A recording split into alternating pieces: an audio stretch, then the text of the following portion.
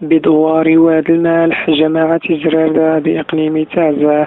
يتجدد اللقاء كل سنة مع موسم اللامة، وهو موسم ديني يقام كل 20 أغسطس من كل سنة، ويحج إليه عدد كبير من الزوار من مختلف المناطق، وذلك قصد التبرك وطلب الدعاء من طرف الشرفاء الذين ينقسمون إلى حلقيات مكونة من كبار شيوخ أيتل يوسف، ويقومون بالدعاء لكل من يقصدهم من أجل ذلك.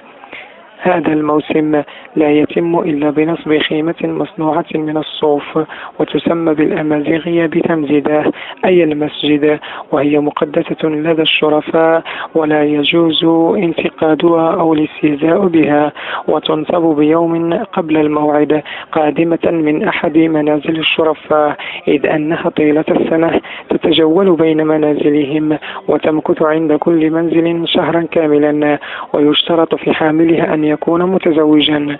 وتتخلل هذا الموسم وجبات غذائية على شرف الزوار، وهي عبارة عن الكسكس، يتم إعداده بعين المكان من طرف نساء الشرفاء اللواتي ينقسمنهن الأخريات إلى مجموعات.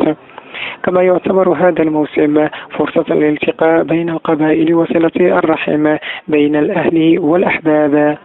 لكن كلما حل هذا الموسم إلا وكثر القيل والقال حول مشروعيته من طرف شباب المنطقة، حيث يرى البعض بأنه نوع من البدع، في حين يرى الآخرون بأنه تراث إنساني يجب الرقي به والاحتفاظ عليه. وبين هذا وذاك تبقى اللامة فرصة لإحياء صلة الرحم بين شرفاء الشرق والغرب الذين لا يلتقون إلا في مثل هذه المناسبات.